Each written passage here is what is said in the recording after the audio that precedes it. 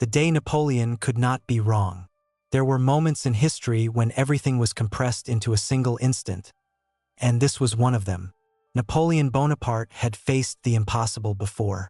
He brought down larger armies, defied entire alliances, and redrew the map of Europe with almost unbelievable precision.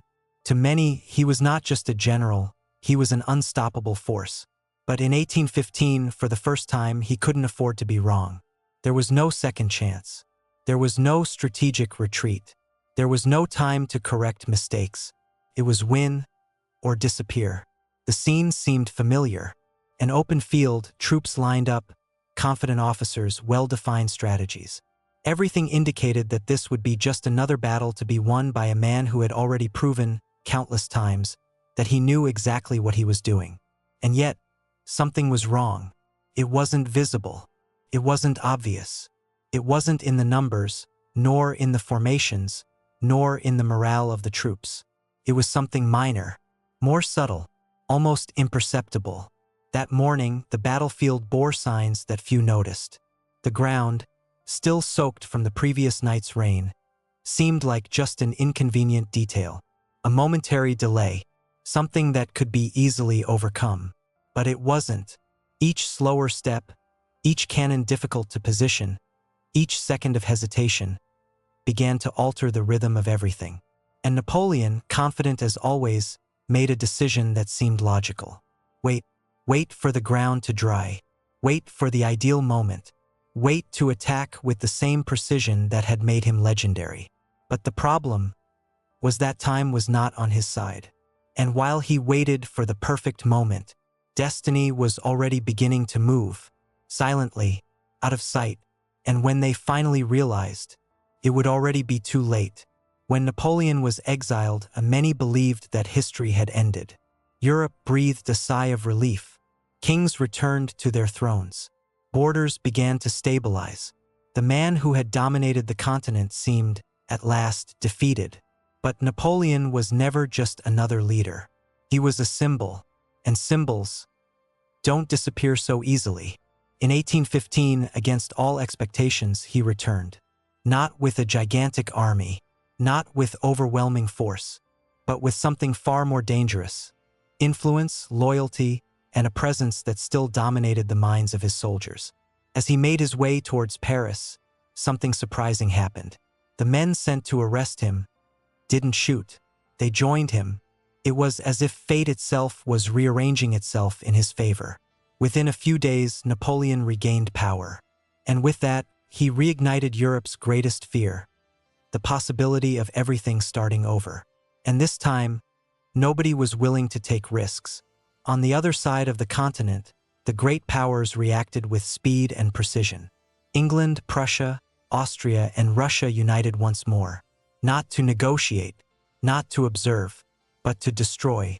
Definitely, a coalition was forming with a single objective: to stop Napoleon before he could rebuild his empire. And at the heart of that response was a man prepared for confrontation: the Duke of Wellington. Calm, strategic, methodical, different from Napoleon in style, but equally dangerous. While Napoleon moved swiftly to attack before his enemies could fully organize, Wellington carefully chose where to resist, where to wait, and where to force a confrontation. The clash between the two was not only inevitable, it was necessary, but there was something that made everything even more complex. This was not just a battle between two armies. It was a race against time. Napoleon needed to win quickly, before all the enemy forces united. If he failed, he would be surrounded. And this time, there would be no escape.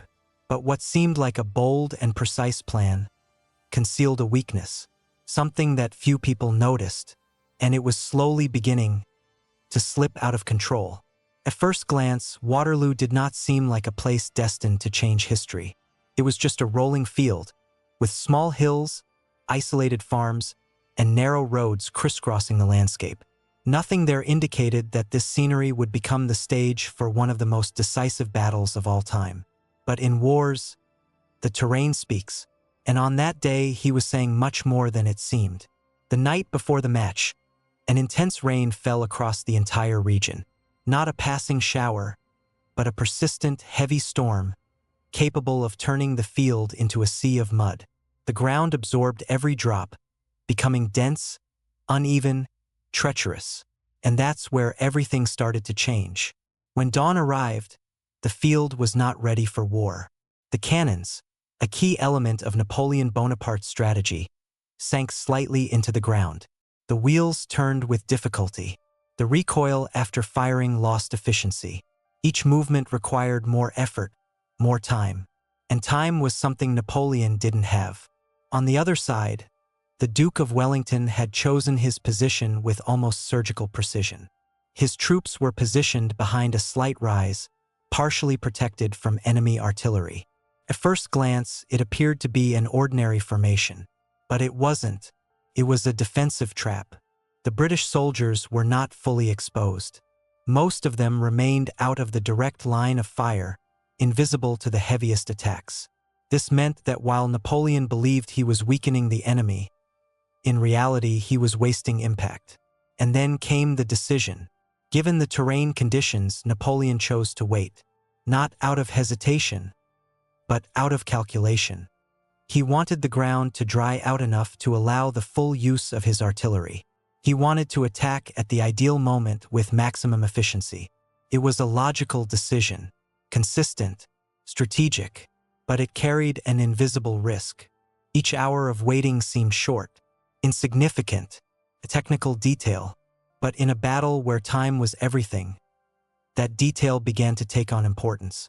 Because while the French army awaited the perfect moment, something was already moving on the horizon, something that wasn't part of the plan, and that, silently, was beginning to transform that battle into something completely different from what Napoleon had anticipated. Time passed, and with it the advantage. When Napoleon Bonaparte finally ordered the attack to begin, the sun was already high. The hours of waiting had given the field a firmer appearance, but not enough to restore the speed he needed. If this kind of story captivates you and makes you see the past differently, please leave a like. It really helps the channel continue bringing you this kind of content. And tell me in the comments, do you think Napoleon could have won, or was defeat inevitable? Nevertheless, progress has begun. The French cannons opened fire, breaking the silence with explosions that echoed across the field of Waterloo. The infantry advanced in formation, firm and disciplined, carrying with them the confidence of years of victories. It was the beginning of yet another offensive that, on any other day, would have broken the enemy. But that was no ordinary day. On the other side, the Duke of Wellington did not back down. And at that moment, every minute lost in the morning began to take its toll.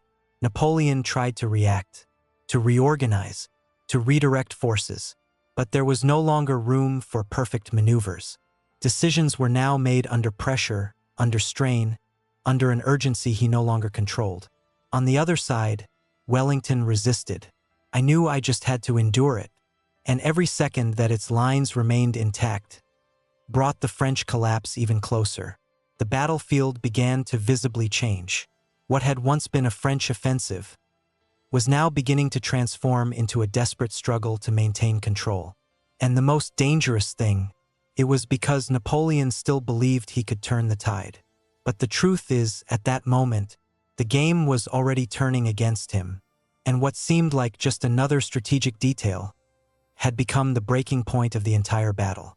It was in the midst of the chaos that everything began to fall apart. Up to that point, the battle still seemed recoverable, difficult, but their troops stood firm, partially hidden behind the rise in the terrain. The impact of the French artillery, which was supposed to devastate the enemy lines, seemed less than expected. The shots hit the waterlogged ground, losing force, absorbed by the mud that, hours before, had seemed only an inconvenience. And then came the first clear sign that something was wrong. The French attacks, although intense, did not break the enemy line. Every advance met with resistance. Every attempt at a breakthrough was contained.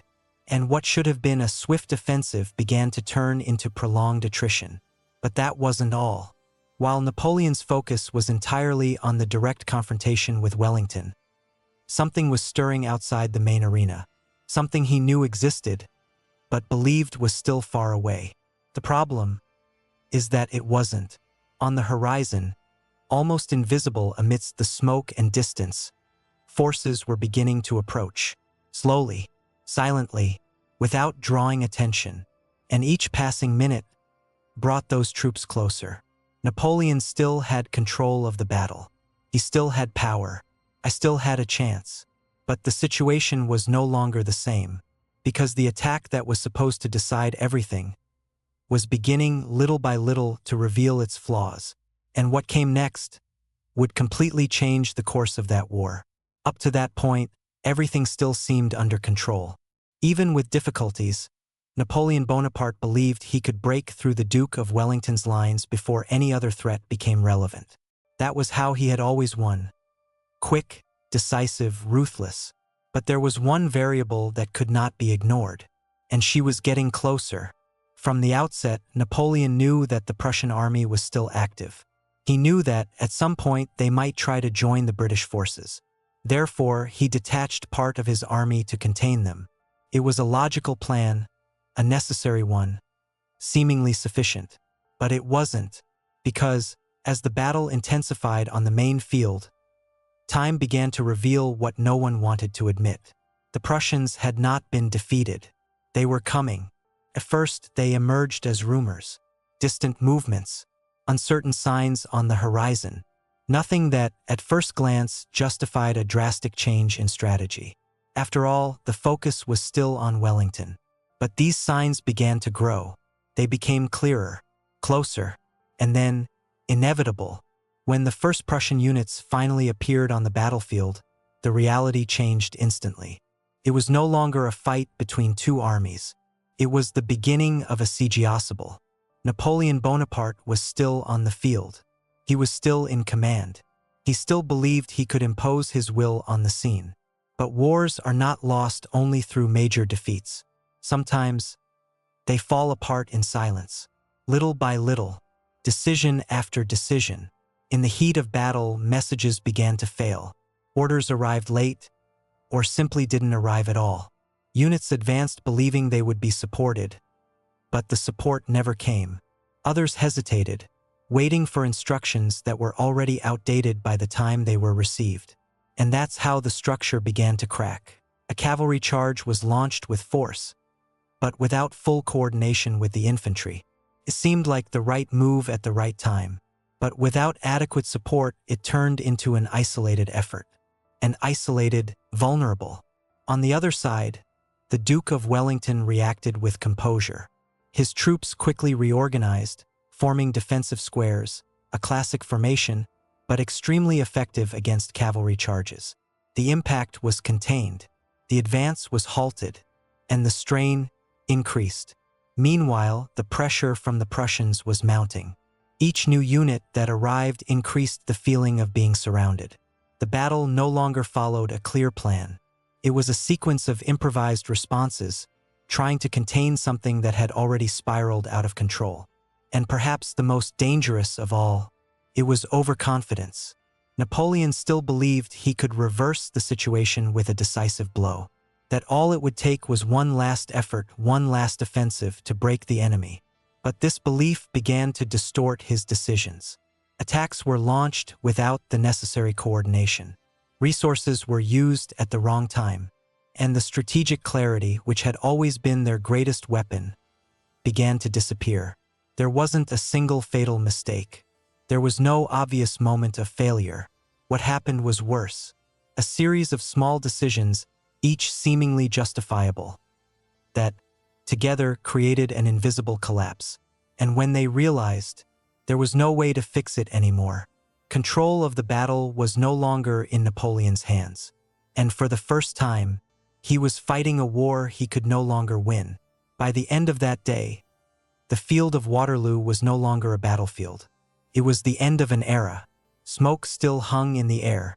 The sounds of fighting had faded, replaced by silence, and by the consequences of everything that had happened there.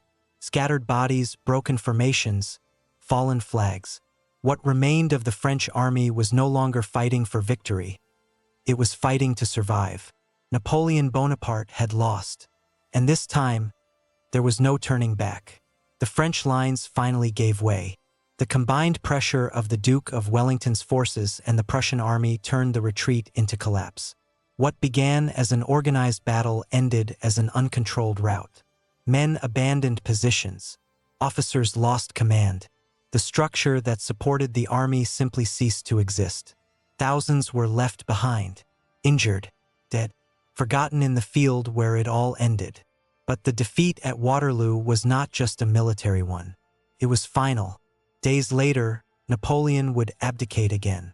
His dream of European domination was coming to an end, this time without any possibility of return. The man who had shaped the continent would be sent into an even more distant exile, from which he would never return. And with that, the world changed. The balance of power in Europe was redefined.